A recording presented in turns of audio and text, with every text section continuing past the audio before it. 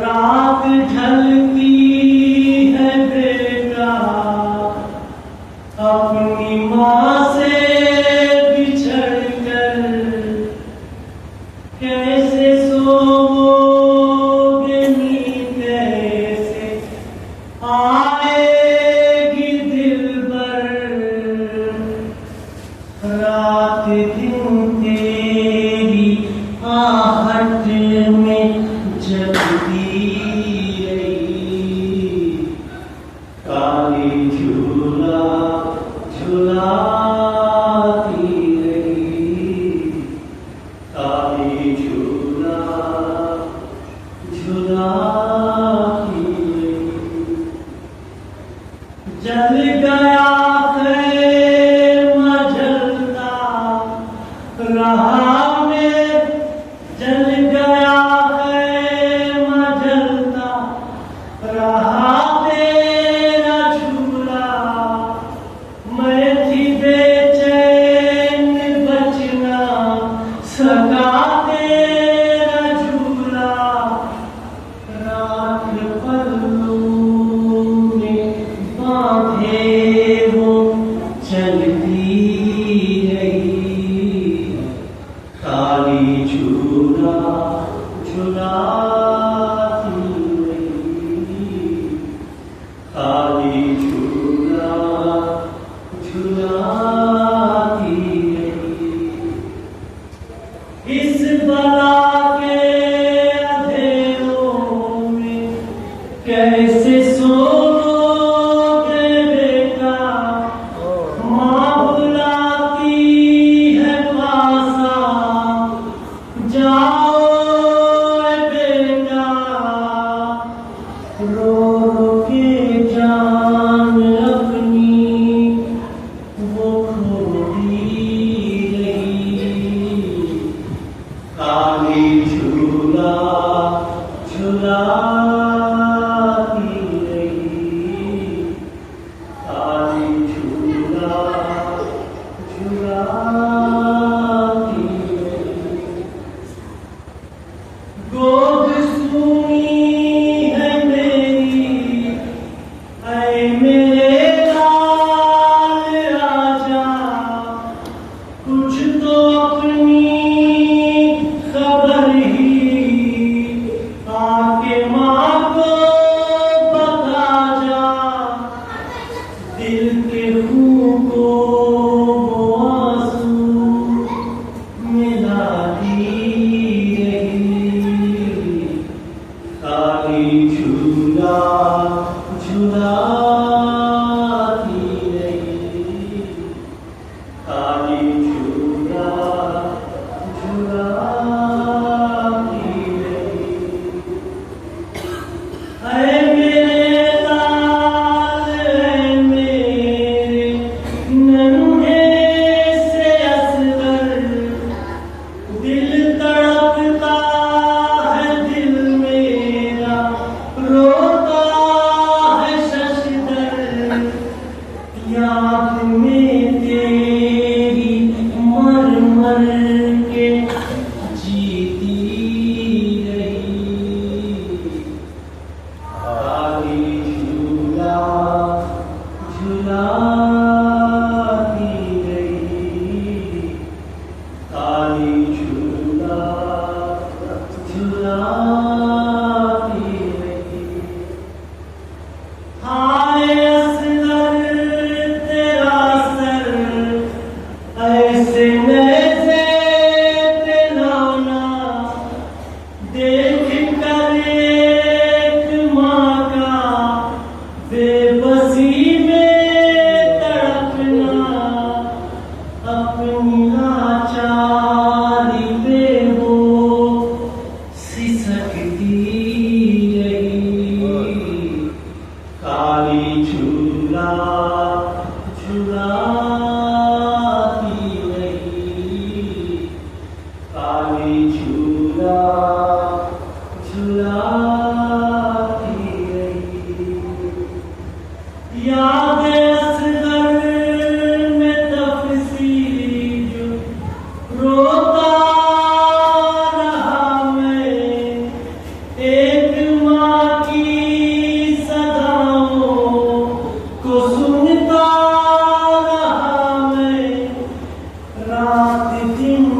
سائے سے میں رات دن سائے سے وہ ہٹتی رہی کالی جھولا جھلاتی رہی کالی جھولا جھلاتی رہی اپنے بیٹے کے غم میں وہ روتی رہی کالی جھولا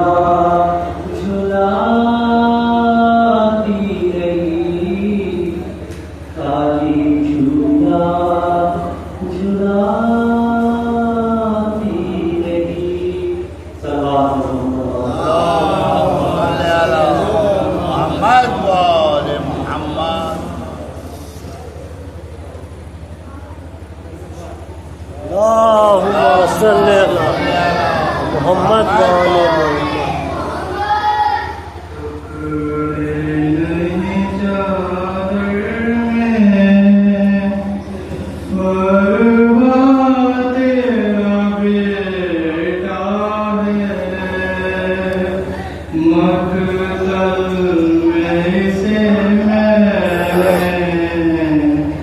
چن چن کے اٹھایا ہے ٹکڑے نہیں چادر میں فروا تیرا بیٹا ہے مقتل میں سے میں نے چن چن کے اٹھایا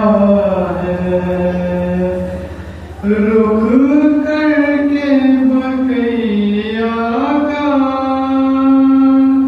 شہ کہتے رہے بھائی بیٹے کی تیرے میاں پوری نہیں مل پائی ڈھونڈا تو بہت میں نے پر مل نہیں پایا ہے مقتل میں سے میں نے چن چن کے اٹھایا ہے ٹکڑوں میں بدن ہو کر میدان میں پھیلا ہے تاریخ میں دنیا کی یہ پہلا جنازہ ہے نہ پوچھیے گٹری میں کس طرح سمایا ہے مقتل میں سے میں نے چن چن کے اٹھایا ہے ٹکڑے نہیں چادر میں فروا تیرا بیٹا ہے مقتل میں سے میں نے چن چن کے اٹھایا ہے ہاتھوں کو کبھی سر کو سینے کو اٹھاتا تھا اور باقی جنازے کو میں ڈھونڈتا جاتا تھا اس نے مجھے غربت کا احساس دلایا ہے مقتل میں سے میں نے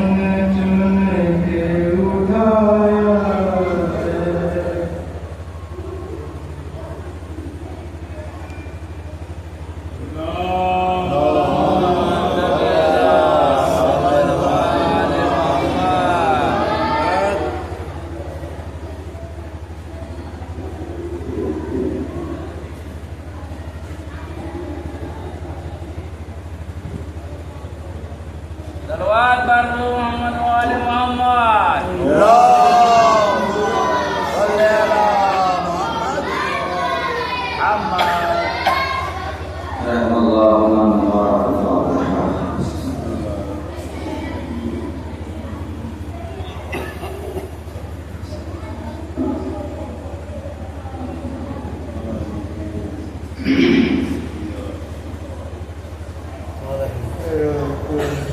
لا حول ولا قوة إلا بالله العلي العظيم أعوذ بالله السميع العليم من الشيطان الرجيم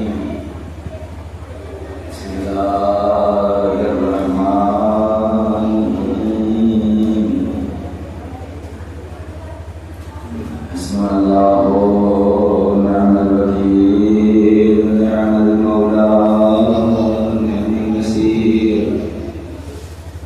رب اشرح لي صدري ويسر لي امري واحلل عقدة من لساني يفقهوا قولي لا اله الا الله العظيم الحليم لا اله الا الله رب العرش الكريم الحمد لله رب العالمين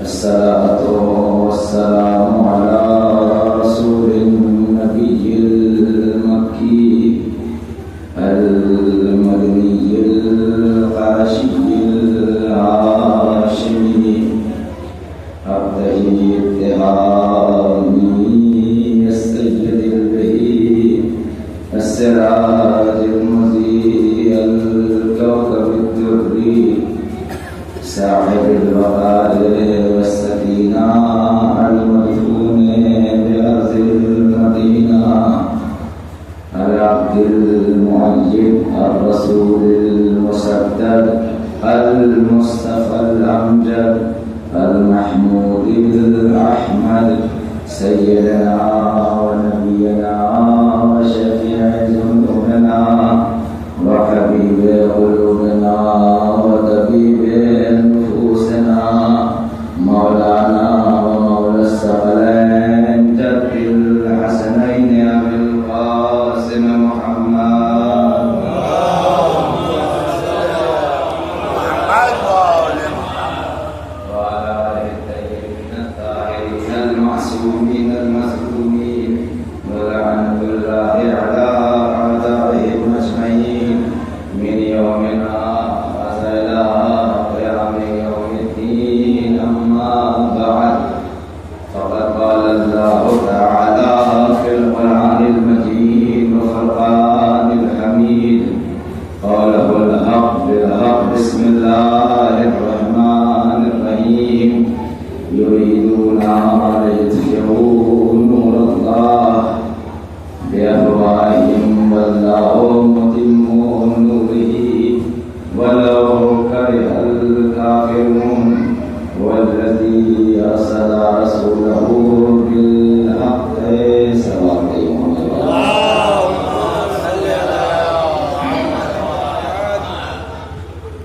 سورہ نجم میں حوالات اور سامعین کرم مسلسل سورہ مبارکہ صف کی ان دو آیتوں کے زیر تحت امام حضرت اللہ تعالی اللهم صل على محمد بعنوان محدودیت یہ 8ویں گفتگو ہے اور سلسلے کی یہ 7ویں گفتگو ہے اور سلسلے کی یہ 9ویں گفتگو ہے۔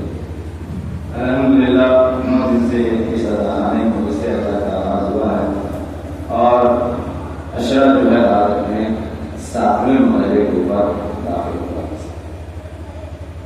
اور اللہ تمام عزتداروں کو سلامت رکھے، سامعین کو سلامت رکھے اور جو ایام گزر چکے ہیں اللہ تعالیٰ توفیق دے کہ سارے آئندہ بھی ایام کو آپ اسی طریقے سے منائیں۔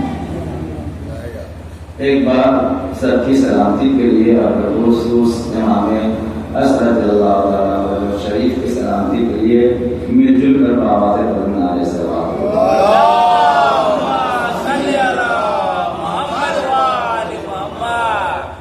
تو گفتگو یہ چل رہی ہے کہ اس کائنات میں کسی نہ کسی حجت خدا کا ہر دور میں ہونا ضروری ہے.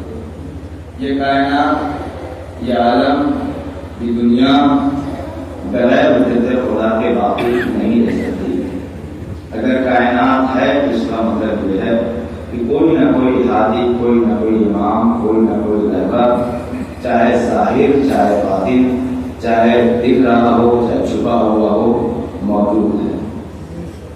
اب سوال یہ ہے کہ جو ہمارے اور آپ کے امام علیہ الصلوۃ والسلام ہیں وہ ہیں پردہ غیب، اور وہ ہمیں اور آپ کو دکھتے نہیں. اور بہت سارے لوگوں کا یہ اعتراض بھی ہے جو اپنے آپ کو عقل مند کہتے ہیں، عقل مند بھی ہیں اور ساتھ میں مسلمان بھی ہیں. اور ان کا یہ اعتراض ہے کہ یہ کیسے امام ہیں جو غائب ہیں اور 1-2 سال سے نہیں 1200-1250 سال سے غائب ہیں، اور آپ کے باپ دادا اسی انتظار میں گزر گئے اور آپ بھی گزرنے والے ہیں یا گزر جائیں گے، اور امام نہ کل آئے تھے نہ آج آئے ہیں. تو آپ سے بڑا کوئی اس دنیا میں معذاللہ بیوقوف نہیں ہے. آپ کے باپ دادا اسی بیوقوفی میں چلے گئے معذاللہ، اور تم بھی چلے جاؤ گے. اگر وہ غائب، کون سی ایسی چیز ہے جو غائب ہمیشہ غائب رہتی ہے؟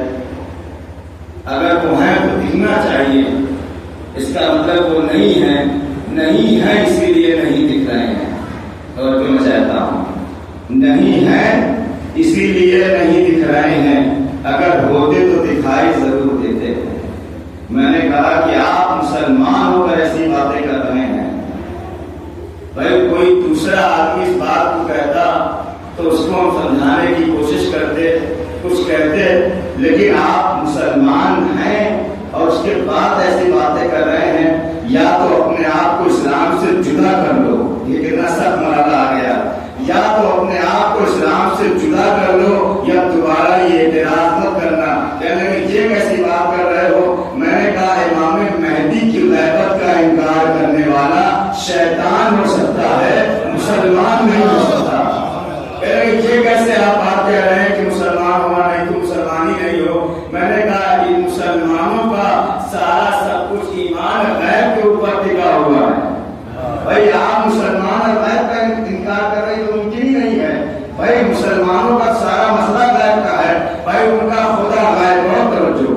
مسلمان کو جس کا خدا غائب، اس کا نبی غائب، جنت غائب، سرزمین غائب، فرشتے غائب، قبر میں کیا ہونے والا ہے سب کا کچھ کا پتہ نہیں. اور یہ تو عقیدوں کی بات ہے. بھائی جتنا ہم سے وعدہ کیا گیا حور غائب. ہر مسلمان، بعض مسلمان ایسے ہیں جو نمازیں اسی لیے پڑھ رہے ہیں کہ 70 حور کی زیارت ہو جائے، اور کسی نے بھی زیارت کی نہیں ہے، نہ خواب میں نہ بیداری میں. تو خدا غائب، نبی غائب، امام غائب، سلسبیل غائب، جنت غائب، لو غائب، مقام غائب، صراط کا پورے صراط غائب، فرشتے منکر و نکیر غائب، جبرائیل غائب، میکائیل غائب، آدم غائب، موسیٰ غائب، عیسیٰ غائب. اتنے سارے غائب کے اوپر ایمان رکھنے والے عقل کے اندر مسلمان تجھے مہدی کی غیبت سمجھ میں نہیں آتی.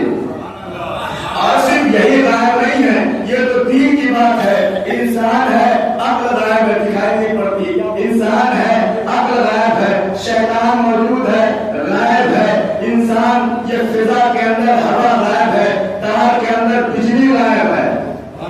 بھائی چوٹ لگی درد غائب ہے. اتنی ساری غیبت ہے. کہنے لگے ان سب کا اثر دکھتا ہے. میں نے کہا یہی تو ہم بھی بتانا چاہتے ہیں. جو چیزیں غائب ہوتی ہیں اپنا اثر ضرور چھوڑتی ہے. اسی طریقے سے اگر امام غائب ہے تو امام کا اثر بھی موجود ہے. کہاں کہاں اثر ہے؟ میں نے کہا یہ پھولوں کا پھولنا، یہ پھولوں کا کھلنا، یہ دریاؤں کا بہنا، یہ سورج کا نکلنا، یہ ہواؤں کا چلنا، یہ پرندوں کا چہکنا، یہ انسانوں کا چلنا، یہ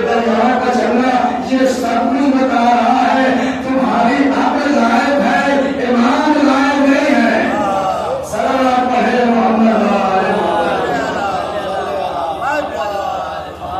ایک بلند ترین صلوات پڑھیں حضرت محمد تمہاری عقل غائب ہے، تم اتنے سارے غیب کے اوپر ایمان رکھتے ہو اور یہ والا غیب تمہیں سمجھ میں نہیں آ رہا ہے. اور عزیزان محترم، سب سے اہم بات اور سب سے اہم پیغام اس غیبت کے بارے میں صلوات پڑھ لیجیے.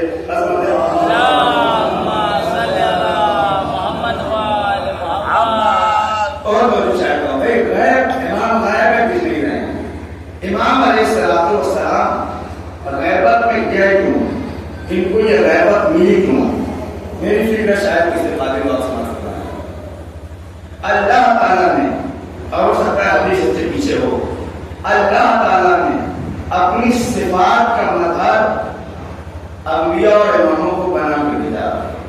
خود جلیل القدر تھا، جلال والا ہے، اس نے علی کو جلال والا بنا کر کے بھیجا. خود رحمان الرحیم ہے، محمد کو وما ارسلناک الا رحمۃ للعالمین بنا کر بھیجا. بھائی اللہ ساری صفات کا مالک ہے، لیکن اللہ کبھی زمین پہ آیا نہیں اور یہ بندہ کبھی زمین سے آسمان پہ اللہ کے پاس گیا نہیں، اور جب جائے گا پھر واپس آ نہیں پائے گا. تو بتایا کیسے کہ ہم نے اللہ کا کیا دیکھا ہے. تو عزیزان محترم، اب اللہ بتا رہا ہے کہ میں عالم ہوں، میں صادق ہوں، میں امین ہوں، میں فلاں ہوں، میں یہ ہوں، میں قادر ہوں، میں جلال ہوں، میں جمیل ہوں، میں حسین ہوں. اتنی ساری صفات ہیں. تو ان صفات کے مظہر کو اللہ نے کہا کہ اگر میں جلیل ہوں، بھائی آپ ہر بار حدیث کے ساتھ پڑھنے کے بعد یہ دعا پڑھتے ہیں، اللہم انی اسألک بحق محمد وانت المحمود بحق علی وانت الاعلی بحق فاطمہ وانت فاطر السماوات والارض. یعنی اللہ ہمیں صفات کے مظہر بتا رہا ہے کہ اگر میں اعلیٰ ہوں تو ان کو علی بنا دیا، میں فاطر ہوں تو ان کو فاطمہ بنا دیا. تو اللہ نے اپنی تمام صفات کا کوئی نہ کوئی مظہر اس کائنات میں بھیجا تھا. اللہ کی ایک صفت غائب ہونا بھی ہے. نہیں اتنی خاموشی سے آپ لوگ قرآن سنا ہو جائے گا. سلام پڑھیے محمد. اگر میں ایسی آواز میں طاقت لگا رہا ہوں تو آپ کھلی آواز میں کم سے کم مل جل کے بلند سلوات تو پڑھ سکتے ہیں محمد.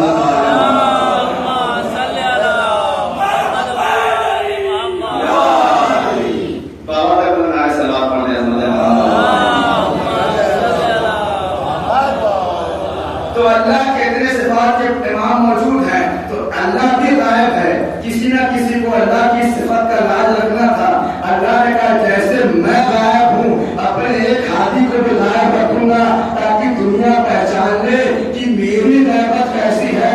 امام مہدی کی غیبت کو دیکھ کر کے اللہ کی غیبت کے اوپر ایمان لے آئے. اور یاد رکھیے گا صحیح پکا اور سچا مسلمان ہے جیسے وہ اللہ کی غیبت پہ ایمان رکھتا ہے ویسے ہی آخری محمد کی غیبت کے اوپر بھی ایمان ہو.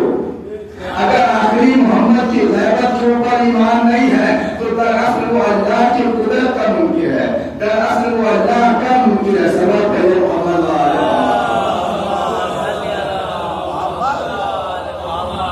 اور ایک چیز میں عرض کرتے اس کے بعد ان دلیلوں کو پیش کروں گا جو امام زمانہ دل اللہ تعالیٰ پر جو شریف یہ وجود کے اوپر امام موجود ہی سب مانتے ہیں. اور میں 7 دن سے یہی پیش کر رہا ہوں کہ ایک دو دلیل پیش کر رہا ہوں کہ امام علیہ السلام موجود ہیں. امام علیہ السلام کی اتنی لمبی عمر کیسے، اور اس کے اوپر اعتراض اور اس کا جواب اور آپ کے جواب سلوات پر پڑھیے.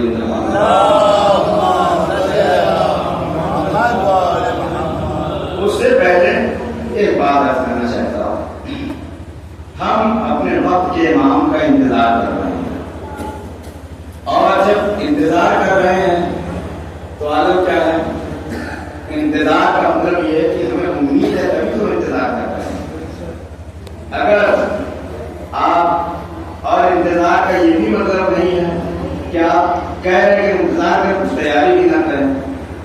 جیسے مجلس میں جب خطیب کا انتظار کیا جاتا ہے تو طریقہ کیا ہے کہ فرش بچھا دی جائے، ممبر سجا دیا جائے، मुमनीन आ जाए तो उसके बाद खतीब का इंतजार होता है। بے شک اب یہ ہے کہ آپ کہیں کہ ہم مولانا صاحب کا انتظار کر رہے ہیں، نہ فرش ادا بچھی ہے، نہ ممبر سجا ہے، نہ امام مالا کا اہتمام ہے، نہ تبرک کا بہت اچھی بات، بہت اچھی، واہ واہ واہ واہ، سبحان اللہ، جماعت کرنے کے لیے پہنچے ہیں، کہہ رہے ہیں امام کا انتظار کر رہے ہیں، نہ وضو کیا ہے، نہ مصلی بچھایا ہے، نہ کوئی اہتمام ہے، یہ آپ بیوقوف بنا رہے ہیں، انتظار نہیں کر رہے ہیں۔ انتظار کرنے کا مطلب یہ ہے کم سے کم کچھ تو آمادگی کر دی جائے۔ اگر ذاکر کا انتظار ہے تو فرش ادا بچھا لو، اگر امام جماعت کا انتظار ہے تو مصلی بچھا لو، اگر امام کے انتظار کا دعویٰ کر رہے ہو کوئی ایسی جگہ پہ بناؤ، اپنے ماں کو پاک پہ بناؤ، اپنے بازو تاکہ امام سے کہہ سکو امام یہ بازو تیار ہے آپ کی نصرت کے لیے، یہ پیسہ تیار ہے آپ کی خدمت کے لیے، یہ تلوار تیار ہے آپ کی مدد کے لیے۔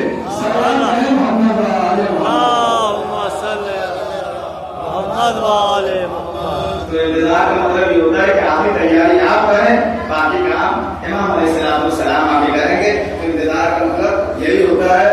انتظار کا حقیقی مطلب یہ ہے کہ ہاتھ ہاتھ دھرے بیٹھے ہوئے ہیں کہ ہم انتظار کر رہے ہیں، صاحب کائے کا انتظار کر رہے ہیں، یہ خوب بنا تیاری، واہ واہ واہ واہ، سبحان اللہ۔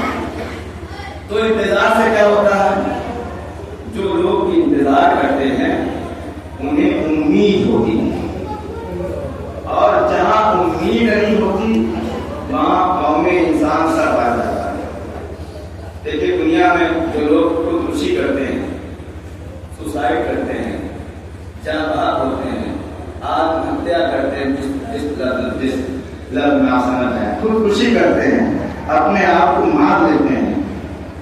اپنے آپ کو مارنے کی سب سے بڑی وجہ یہ ہے کہ جب اس کو کچھ سمجھ میں نہیں آتا، کہیں سے کوئی امید نہیں نظر آتی، تو وہ اپنے آپ کو آخری مرحلے میں اپنے آپ کو ختم کر دیتا، سمجھتا ہے کہ ختم ہو گیا کام، قصہ تمام۔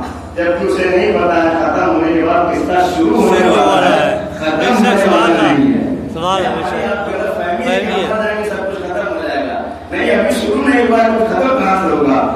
شروع کہاں سے ہوگا؟ مرنے کے بعد۔ تو میں یہ کہہ رہا تھا کہ امام علیہ السلام کا انتظار ہمیں کیا دلاتا ہے؟ امید۔ ہمیں امید ہے، اور جس کے پاس امید ہوتی ہے وہ دنیا میں کبھی ہارتے نہیں۔ بے شک جس قوم کے پاس امید ہے وہ قوم کبھی تباہ و برباد نہیں ہوتی، اور جس کے پاس امید نہیں، مثلا ایک گاؤں ہے، اس کو اوپر ظلم ہو رہا ہے، اور اس گاؤں والوں کو یہ معلوم ہے کہ ہمیں بچانے کے لیے کوئی آئے گا نہیں۔ آپ لوگ اس سے بہتر اس چیز کو سمجھ سکتے ہیں۔ ایک گاؤں ہے یا کچھ لوگ ہیں، ایک خاندان ہے، ایک قبیلہ ہے، اور اس کی امید ختم ہو گئی ہے۔ اس کو پتا ہے کہ ہمیں کوئی بچانے آنے والا نہیں ہے، لہٰذا لڑ کر کے کوئی فائدہ نہیں ہے، ساتھ کھا دیا، اپنے آپ کو سرنڈر کر دیا اور اپنے آپ کو ان کے حوالے کر دیا، ظلم برداشت کرنے لگے، ظلم کا مقابلہ کرنا شروع۔ کیونکہ امید نہیں ہے کہ کوئی مدد آنے والی ہے۔ اگر ذرا سی جو امید ہوتی کہ اگر ہم 10 دن تک لڑتے رہیں، 11ویں دن کوئی ہماری مدد کو آ سکتا ہے۔ بہت بڑا اہم ہوتا آپ کے سامنے کوشش کر رہا ہوں۔ سبحان اللہ۔ 10 دن ہمیں پتا ہے کہ اگر ہم 10 دن لڑیں گے تو 11ویں دن ہماری کوئی مدد کو آ سکتا ہے، تو اس آدمی کے اندر 10 دن لڑنے کا جذبہ آ جائے گا۔ لیکن یہ پتا ہو کہ ہم 10 نہیں 10 سال تک لڑتے رہے، کوئی مدد کرانے والا نہیں ہے، کوئی بچانے والا نہیں ہے، تو پہلے ہی دن جذبہ اس کا ختم ہو جائے گا، سر جھک جائے گا۔ عزیزان محترم، ہمارے پاس امید موجود ہے۔ 1400 سالوں سے ہم امید لیے بیٹھے ہوئے ہیں کہ ہمارا وارث باقی ہے، وہ بچانے کے لیے آئے گا، بچانے کے لیے آئے گا۔ اب جملہ آپ کے حوالے کرنے جا رہا ہوں، بہت ساری قومیں مٹ گئی، برباد ہو گئی، نابود ہو گئی، لیکن ہم جو باقی ہے اس لیے کہ ہمیں معلوم ہے کہ ہماری امید پر موجود ہے، اور عالم یہ ہے کہ یہ سر ہمیشہ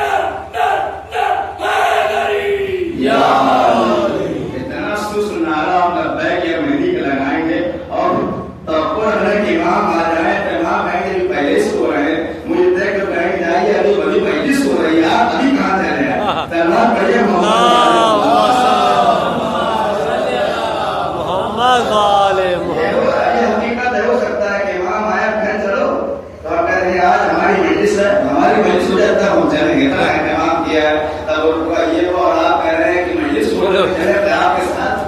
عزیزان محترم، تو ہمارے ساتھ کیا ہے؟ امید لگی ہوئی ہے.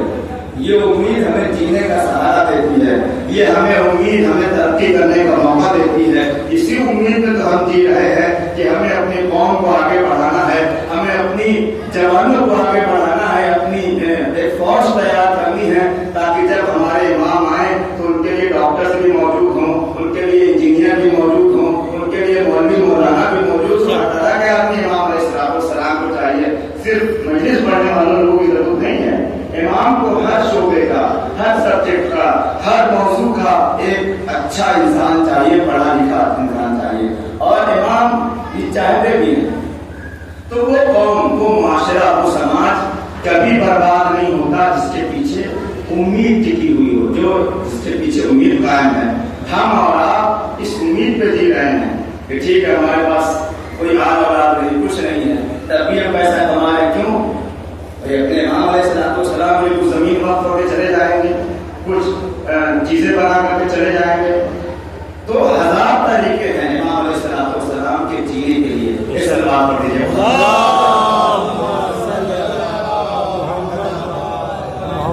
دیکھیے اتنی 20 منٹ اتنی میں گزر گیا اور وقت کہاں ہوتا جا رہا ہے. بس صرف ایک دلیل آج پڑھوں گا حضرت امام علیہ السلام کی اس طولانی عمر کے اوپر. اور افسوس کی بات بھی ہے اور ہنسی بھی آتی ہے اور تعجب بھی ہوتا ہے. وہی بات کہ وہ لوگ امام کی طول عمر کے اوپر اعتراض کرتے ہیں جو قرآن کو ماننے والے ہیں.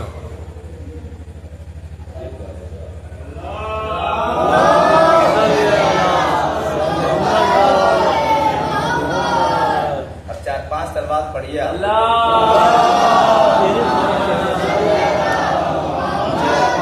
چہرے پہ. ہاں چہرے پہ.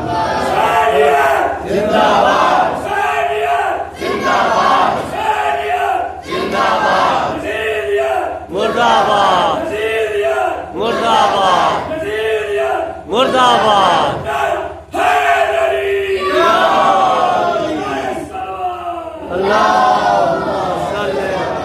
محمد والے محمد. ٹھیک ہے ٹھیک ہے. چہرے پہ چہرے پہ کی آواز نہیں آ رہی ہے. ہاں. دیکھیے میں پھر کہہ رہا ہوں، یہ کوئی ہنسی مذاق کا موقع نہیں ہے کہ میں آپ کو تنگ کر رہا ہوں. لبیک کا مطلب یہ ہوتا ہے کہ مولا ہم حاضر ہیں. یہ ہم کہتے کہتے تھک گئے کہ ہم کربلا میں ہوتے تو یہ کرتے، ہمیں کربلا چھوڑ دو، شولی میں تو ہیں آپ. جب ایک نعرہ نہیں لگا پا رہے تو امام کی مدد کیا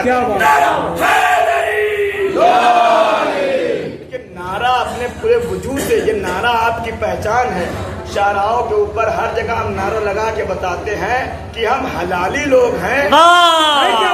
پہچان ہے حلالی ہونے کی. آپ نہیں پہنچے. رسول سے کسی نے پوچھا کہ یا رسول اللہ، آپ کے علی نے اس اژدہے کو مار دیا جس کے ذریعے سے یہ پتہ لگتا تھا کہ حلالی کون ہے اور حرام زادہ کون ہے. جب علی علیہ السلام کی ولادت ہوئی تو ابو لہب کا ایک قانون تھا، کچھ کام وہ کیا کرتا تھا. تو ایک کام یہ کرتا تھا کہ وہ بچے کو لے جا کر کے اژدہے کے سامنے رکھ دیتا تھا. اگر بچے کو وہ اژدہا کھا لیتا تھا تو اس کا مطلب یہ ہے کہ یہ جہاں سے آیا تھا وہیں چلا گیا، حرام زادہ ہے. اور اگر بچہ محفوظ رہتا تھا تو اس کا مطلب یہ ہوتا تھا، ادھر توجہ چاہتا ہوں، تو اس کا مطلب کیا ہوتا تھا کہ یہ بچہ حلال زادہ ہے. اب جب مولا کو لے جا کر کے اس اژدہے کے سامنے رکھا گیا تو وہ مولا کو کیا چیک کرتا؟ مولا نے اسی کو چیک کر دیا، آپریشن کر دیا. سلوات پڑھیے محمد.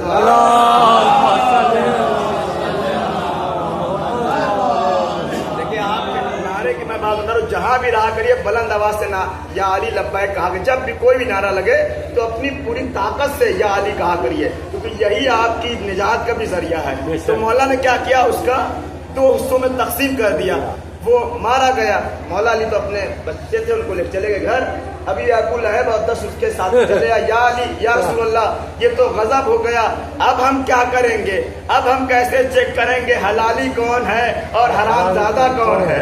ایک مرتبہ رسول نے کہا اب سانپ کی ضرورت نہیں ہے، بس علی کا ذکر اس کے سامنے کر دینا، ذکر کر دینا۔ یعنی اس زمانے سے لے کر کے آج تک، آج سے لے کر کے قیامت تک اگر حلالی اور حرامی میں فرق دیکھنا ہو تو بس یہ دیکھو، اگر اس کے دل میں علی کی محبت ہے تو حلال زیادہ ہے، علی سے نفرت ہے تو حرام زیادہ ہے۔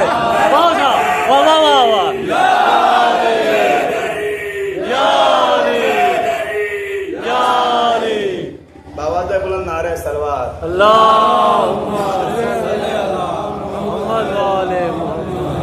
کوئی مسئلہ نہیں، آپ ایسے ہی پہلے سنیے بغیر ایسے ہی سلوات اور پڑھیے، میں مجلس شروع کرتا ہوں۔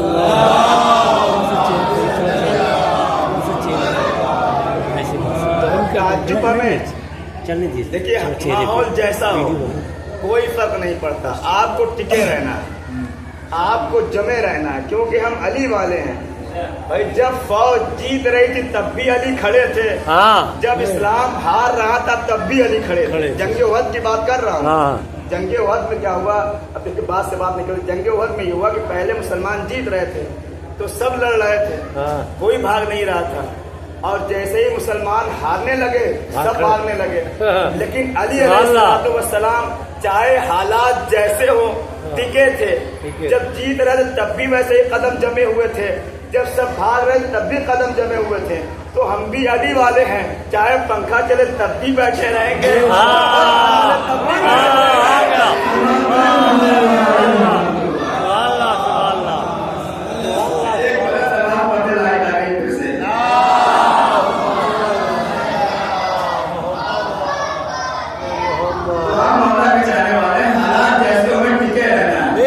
چاہے حالات اچھے ہوں چاہے برے ہوں، امام کے ساتھ ہم کھڑے رہیں گے انشاءاللہ۔ مولانا نے تو موقع دیا تو ہم کھڑے رہیں گے۔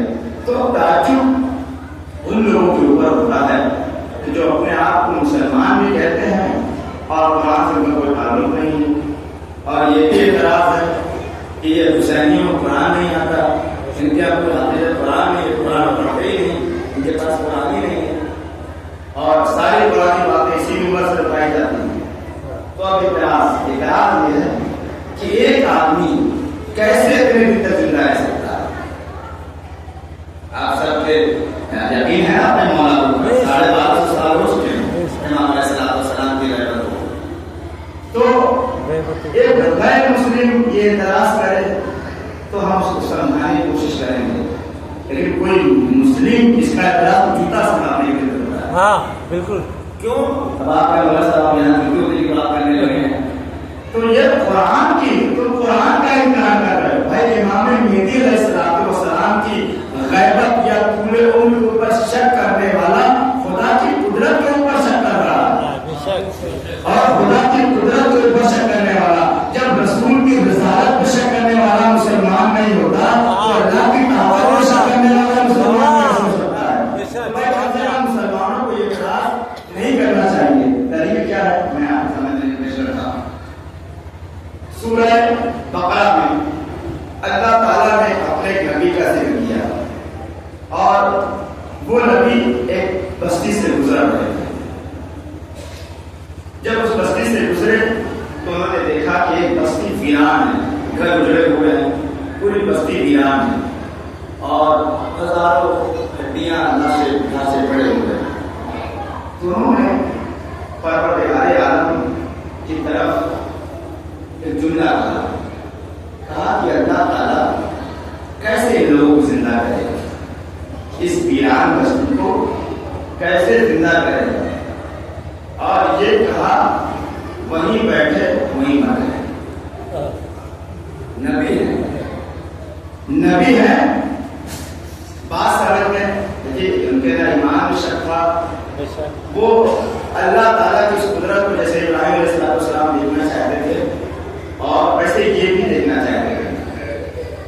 دیکھیے اب میں اس محنت سے بڑا جملہ بڑی آسانی سے کہنے جا رہا ہوں، محنت نہیں کروں گا، کہ ابراہیم میں بلکہ شروع میں اگر آپ کو یاد ہو تو پہلے میں نے کہا تھا ابراہیم کی مہار میں اور ہمارا امام کی امامت میں زمین آسمان کا فرق ہے. ابراہیم علیہ السلام نے اللہ سے کیا کہا, میرے اللہ تم حضور کیسے زندہ رہے گا, مجھے دکھا دے. تو اللہ نے کہا تمہیں یقین نہیں ہے, کہا یقین ہے دیکھنا چاہتا ہوں. اور اس کے بعد پھر وہ 4 پرندے زیبا کی سارا واقعہ آپ سامنے ہے, آپ پڑھتے سنتے ہیں, اس کو مجھے یاد نہیں کرنا ہے. لیکن علی علیہ السلام کے بارے میں ملا ہے, وہاں فرماتے ہیں اگر میری آنکھوں کے سامنے سے 7 حجاب کو ہٹا دیا جائے تو میرے یقین میں ذرہ برابر اضافہ ہونے والا نہیں ہے. یقین کی اس مدد کو بڑا ہی فائدہ ہے. تو انہوں نے اللہ سے کہا کہ میرے اللہ کیسے اس بستی کو تو اٹھائے گا. تو اللہ نے کہا کہ انہیں کو سلا دیا. سوتے رہے 100 سال تک وہ مرے پڑے رہے. 100 سال کے بعد اٹھائے گئے. جب وہ اٹھے تو ایک مرتبہ وحی نازل ہوئی, فرشتے نے پوچھا کب لبثتا, کتنی دیر آپ سوئے؟ کہا لبثت یوم, 1 دن سویا. اور ایسے ہی مجھے دیکھا ہے جو تحریر چوری لے کے آیا سب ایسی پڑی ہوئی ہے. جو کھانا لے کر کے آئے تھے, غذا لے کر کے آئے تھے, وہ ویسے ہی صحیح اور سالم باقی ہے. فوراً کہا اور باندھ رہی ہوں. پہلے کہا پورا دن سے سلوات پڑھ لیجیے محمد. ایک منٹ کے سلام میں نہیں سلام کرے, بالکل سلام. امام کی طول عمر پر دلیل پیش کرا, تھوڑا سا آپ کو مسکرانا چاہیے. اب انہوں نے کہا کہ اللہ تعالیٰ اس میں نہیں آیا کیسے زندہ کرے گا. اللہ نے 100 سال کے لیے موت دے دی. 100 سال کے بعد سے کم لبثتا, کتنی دیر سوئے؟ کہنے لگے لبثت یوم, 1 دن سویا. اور اچانک سے ان کی نگاہ کھانے اور پانی میں پڑی. کہنے لگے اور بعد یوم, یا 1 دن سویا یا 1 دن کا کچھ حصہ, 4 گھنٹے سویا. اللہ نے کہا ایسا نہیں ہے, لبثت میرے عام, تم 100 سال مر کے زندہ ہوئے ہو. نہیں زندہ ہو, آپ نہیں پہنچے, پہنچانا پڑے گا. کہا کہ آپ 100 سال کے بعد اٹھے ہیں. اب ابھی مطلب 100 سال کے بعد اٹھے ہیں. اس کے بعد امام اللہ نے فرمایا اے عزیر انظر الی طعامک و شرابک لم یتسنہ, تم اپنے کھانے کی طرف دیکھو اور اپنے پانی کی طرف دیکھو, خراب نہیں ہوا ہے. بھائی نبی پہ یقین آ گیا. اب میں اپنے اوپر رکھ کے کہہ رہا ہوں مجھے یقین نہیں آیا. بھائی کھانا ہے, میں سویا ہوں, ایک ہی طرح کھانا خراب نہیں ہوا. امام نے اللہ کیا کہا انظر الی طعامک و شرابک, اپنے کھانے اور پانی کی طرف دیکھو, لم یتسنہ, خراب نہیں ہوا ہے. ینظر الی حمارک, اور اپنے گدھے کی طرف دیکھو, سرگرمی ختم ہو گیا ہے. میں نے خدا سے سوال کیا میرے اللہ یہ کیا معاملہ ہے, جو جلدی خراب ہونے والی چیز تھی اسے تم نے 100 سال باقی رکھا, اور جو کم سے کم 10-15 سال چلنے والا تھا اسے تم نے بالکل تباہ و برباد کر دیا. کہا یہ بتانا چاہتا ہوں جس چیز کو نبی کی پہلے ضرورت ہے اس کو محفوظ کر کے رکھا ہو. اس کے ساتھ سوالوں کے جب نہیں دیتے, ان کے ساتھ پہلے پانی پیا, کھانا کھایا, تب گدھے کی ضرورت ہوئی. اور اس کے بعد اللہ نے کہا کہ اے زید تمہارے لیے اس میں نشانی ہے. کیا نشانی ہے؟ کہا دنیا کو ہم بتانا چاہتے ہیں. اب مسلمان نے یہ واقعہ بڑا بھول گیا. اے مسلمان عقل کے اندھے, جو خدا ایک غذا کو, ایک پانی جو کچھ گھنٹوں میں بھاپ بن کر کے فضا کی نظر ہو جاتا ہے, وہ کھانا جو 3 دن سے زیادہ بچنے والے خراب ہو جاتا ہے, اللہ ایک کھانے کو 100 سال باقی رکھ کے بتا رہا ہے. جب ہم کھانے کو 100 سال کی عمر دے سکتے ہیں تو اپنے ہاتھی کو 100 سال کی عمر کو نہیں دے سکتے. ذرا پڑھے محمد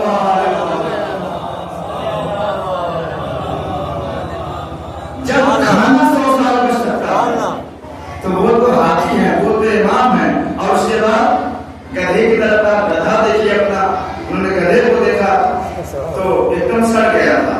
اور اس کے بعد ان کی آنکھوں کے سامنے رکھ, ان کی آنکھوں کے سامنے ان کے جسم کا حصہ دھیرے تیار ہوا. اور اللہ نے اس گدھے کو ان کے سامنے مٹی سے ہڈی سے گوشت سارا ان کے سامنے بنا دیا. اور کہا کہ تم کو بھی اور اس گدھے جب وہ اپنے گھر پہنچے تو ان کا بیٹا 150 سال کا تھا اور 100 سال کا تھا. یہ بھی عجیب واقعہ پیش آ گیا. اللہ تعالیٰ اتنا اہتمام کیوں کر رہا ہے میرے خدا؟ کہا یہ سارا اہتمام اپنی حجت کے لیے کر رہا ہوں. امت بھر کے ایک بات سوچے کہ جب ہم ایسے نبی کے لیے اتنا سب کچھ کر سکتے ہیں تو اپنے فخر موسیٰ، فخر عیسیٰ، فخر داؤد کے لیے کیا کچھ نہیں کر سکتے؟ سلام علیہ محمد بھائی. بس آخری چناؤ آپ کی رب مسائل عزیز آئے ہوگا. اس واقعے میں تو مجھے ایک چیز سمجھ میں آئی، وہ یہ سمجھ میں آئی کہ بھائی اس واقعے میں دو چیزیں تھیں. ایک یہ کہ یہ کھانا جو تھا غذا تھی، جلدی خراب ہونے والی چیز تھی، لیکن 100 سال تک باقی رہی ویسے ہی تازہ، ویسے ہی نہ مکھی بیٹھی نہ پانی ہوا، کچھ نہیں ہوا، جیسا تھا 100 سال اللہ نے اس کو بچا کے رکھا. اور گدھا جو کم سے کم 8-10 سال چلتا اس کو جو ہے بالکل سارا لگا کے ختم کر دیا. اور اس کے بعد تو ایک چیز سمجھ میں آئی، بڑے آہستہ سے کہوں گا، ایک چیز سمجھ میں آئی، نبی کے پاس ہونا اور ہے نبی کے ساتھ ہونا اور ہے.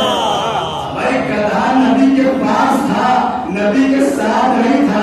یہی تو وجہ ہے. آپ دیکھیے گا کچھ لوگ نبی کے پاس ضرور ہے لیکن نبی کے ساتھ نہیں ہے. جو نبی کے پاس ہے اس طرف بھی اس طرف بھی ان کی بھی قبر کھودی جائے گی، رات میں ان کی بھی قبر کھودی جائے گی، خاک کے علاوہ کچھ نہیں ملے گا. اور جو نبی کے ساتھ تھے لیکن نبی سے بہت دور دفن ہے حضور کی نبی، ابھی جب بھی ان کا روضہ جب مسمار کیا گیا اور ان کی قبر میں سے ان کا جنازہ نکلا تو صحیح و سالم نکلا.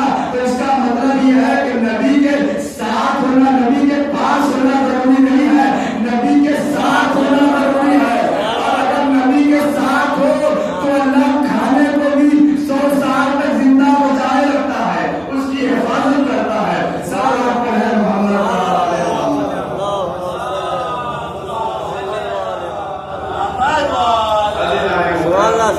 نبی کے ساتھ پاک بہت سارے لوگ تھے لیکن ساتھ بہت کم لوگ تھے. اور اس میں ایک نام وہ ایسے قرنی کا بھی ہے جو نبی سے پاس تو نہیں ہو پائے لیکن ساتھ میں تھے اور آج تک زندہ ہیں. اور جو نبی کے پاس ہیں بس اتنا ہی کرم اللہ کا ہو رہا ہے کہ نبی کی خوشبو کے صدقے میں وہ بدبوئیں دبی ہوئی. اگر کہیں اور اتنی بدبو نکلتی قسم اب آپ سو رہے ہیں بڑا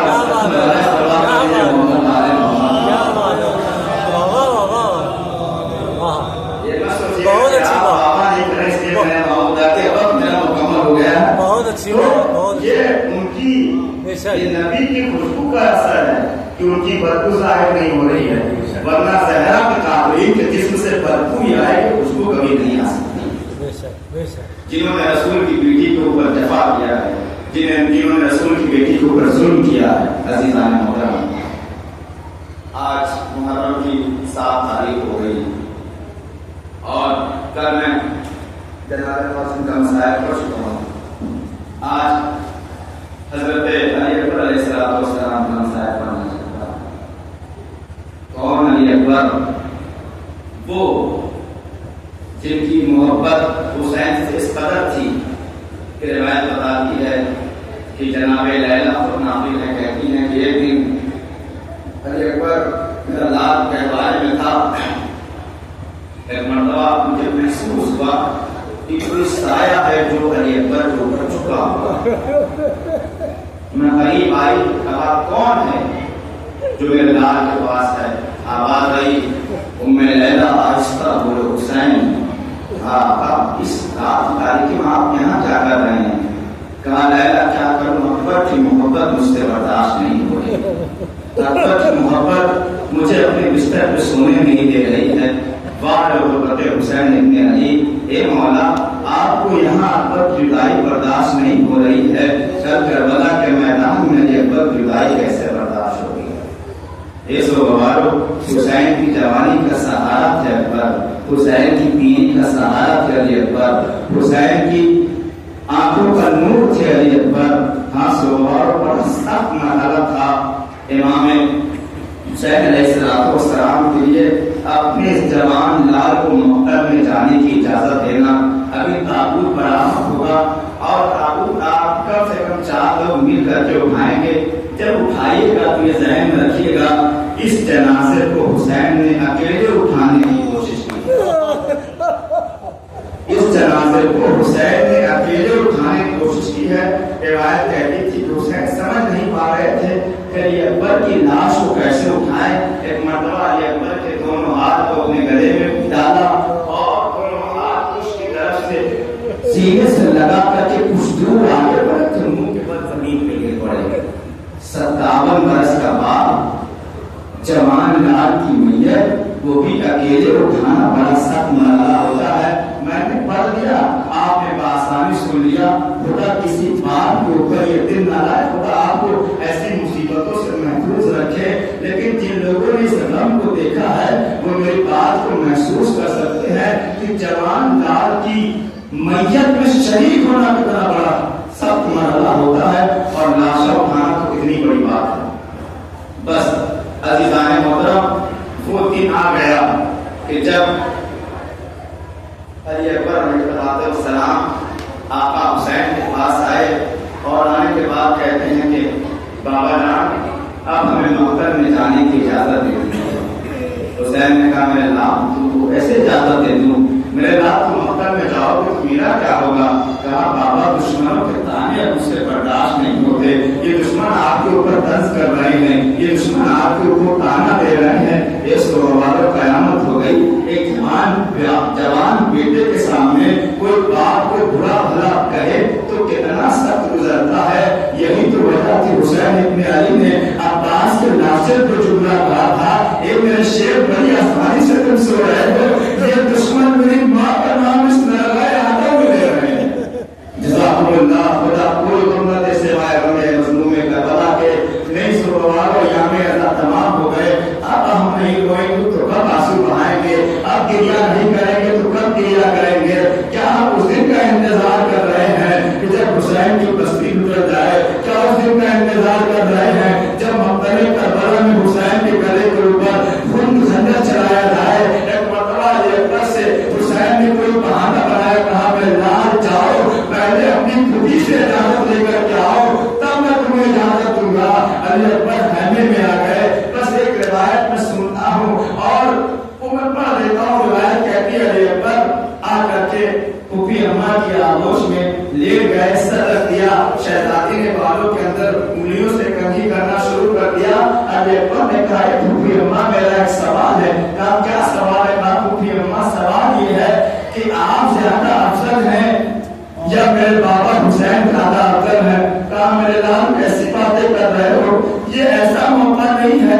میرے لال شہادت کا بازار گرم ہے, خدا تمہاری حفاظت کا یہ کیسا سوال کر رہے ہو. کہا نہیں تم یہ اماں بتائیے کہ آپ کا مرتبہ زیادہ یا بابا حسین کا مرتبہ. کہاں وقت کے امام اور کہاں شہزادی زینب. پھر کہا ایک سوال اور یہ بتائیے کہ آپ زیادہ افضل ہیں یا دادی فاطمہ زیادہ افضل ہے. کہا میرے لال تمہیں ہو کر گیا ہے, یہ کیسی باتیں کر رہے ہو. کہاں میری ماں فاطمہ زہرا اور کہاں میری ماں زینب. ایک مرتبہ کہا پھوپھی اماں جب بابا آپ سے افضل ہیں اور خدا بھی آپ سے افضل ہے تو مجھے مقتل میں جانے کی اجازت دے دیجیے. کہا میرے لال یہ کیسی بات کر رہے ہو. کہا پھوپھی اماں ارے کئی محشر میں دادی نے سوال کر لیا, اے زینب تجھے حسین کہاں تھا یا نہیں. تو آپ کیا جواب دیں گی. مرتبہ زینب نے کہا جواب خدا حافظ. اور اس کے بعد امام جناب اکبر علیہ السلام اپنی ماں کی خدمت میں آئے اور وہ ماں جس نے اپنے لال کو اپنی زینب شہزادی کے حوالے کر دیا تھا, اس ماں کے دل میں بہت سارے ارمان تھے. ہر جوان ماں کے دل میں ارمان ہوتے ہیں, خاص کر کے لیلا کے دل میں ارمان تھا کہ اپنے لال کی شادی دیکھوں, اپنے لال کے سر پہ سہرا دیکھوں, اپنے لال کے ہاتھوں میں میدیاں دیکھوں, اپنے لال کی شادی دیکھوں. یہ سارے ارمان سجائے ہوئے لیلا بیٹھی ہوئی تھی. جیسے ہی اکبر خیمے میں بارک ہوئے لیلا کی آنکھیں ڈوبنے لگی. سمجھ گئی اکبر کس لیے آئے ہیں اور یہ کیسے ممکن ہے سب قربان ہو رہے ہیں, اکبر بچ جائے. کہا میرے لال جاؤ خدا حافظ. حسین